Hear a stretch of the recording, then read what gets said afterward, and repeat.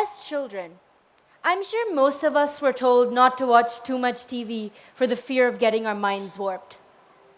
But as surprising as it may seem, it was one of these television shows that has brought me here to the TEDx stage today, speaking to all of you about my journey and experiences working with incarcerated women.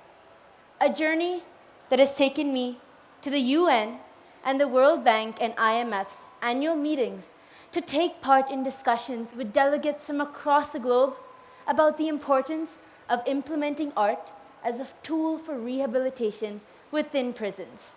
In this picture that you see before you, I'm presenting the Canadian ambassador to the UN and the Indian ambassador to the UN tangier paintings that were made by incarcerated women. I was just 13 when I chanced upon a documentary made by about the incarcerated.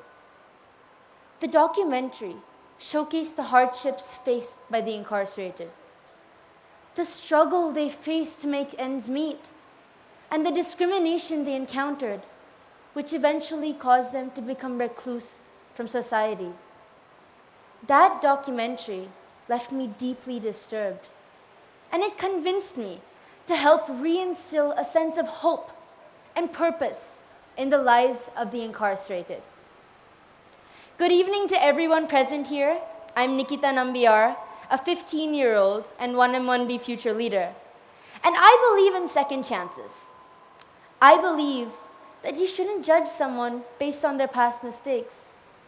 I believe that incarcerated women across the globe who are being driven to crime due to a bad hand in life, be it poor education, parenting, mental health issues, etc., can benefit from an environment that is supportive of their personal growth.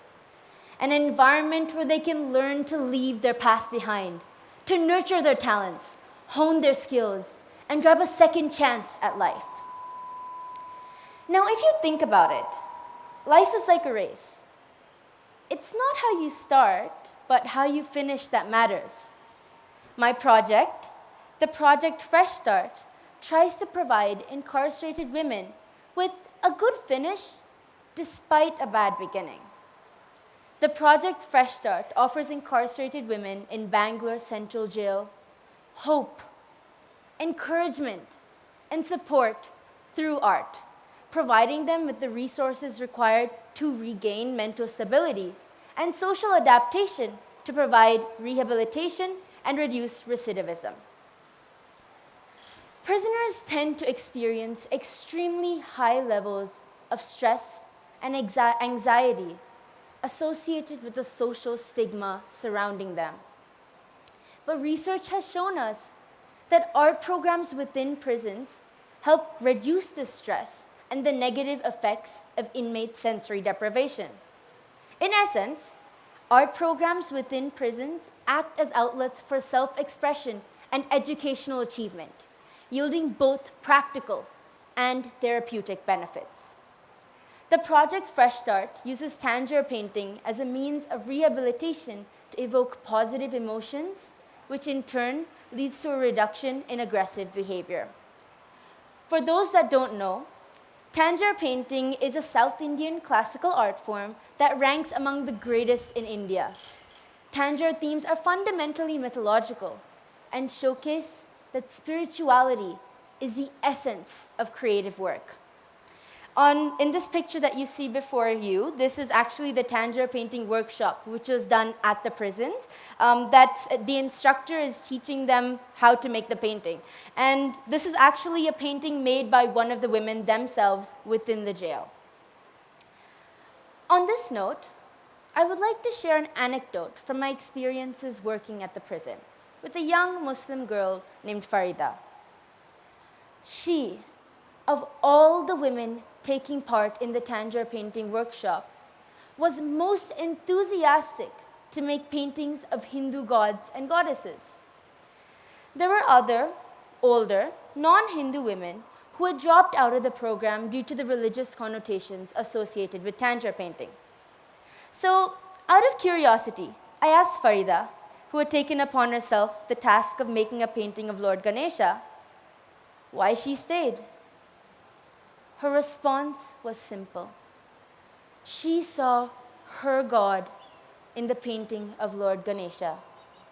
And taking part in this program made her feel one with God. From this example, we can see that such dimensions of non-religious spirituality are important aspects to the functioning of every human being.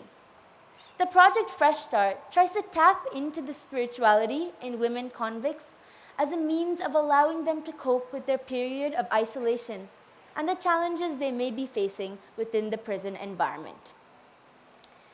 Most of us tend to have a preconceived notion of individuals trapped behind bars. We believe that if they did it once, they'd do it again. Now, it's easy to get caught up in what's fair or if they're deserving. But we must remember that those who are behind bars are still important members of our society, and we play a large stake in providing them with a fresh lease back into life. But for those of you who think that the journey to getting here was easy, I'll tell you it wasn't, and this road was full of obstacles. But these challenges, I feel, are what really made the process of turning an idea into an actual concept that can be implemented so endearing. One of the biggest challenges I've had to face, for example, was convincing my parents to let me work at the prison.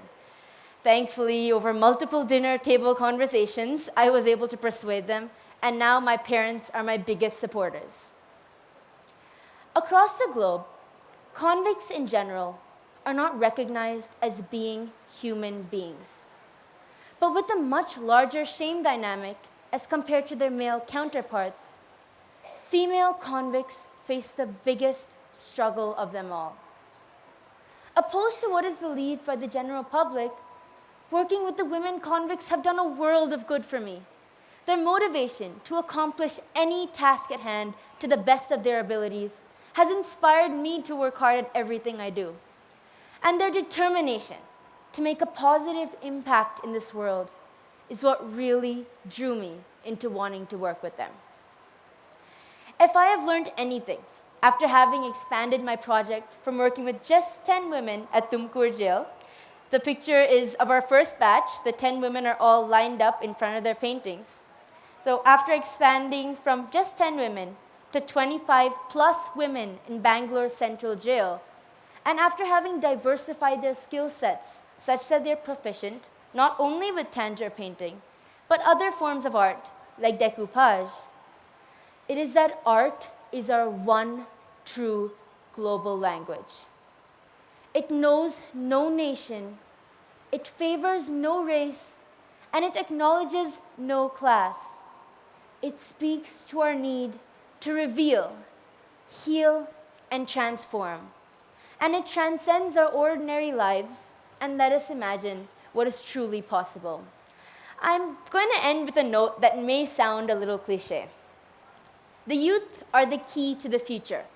That much is known.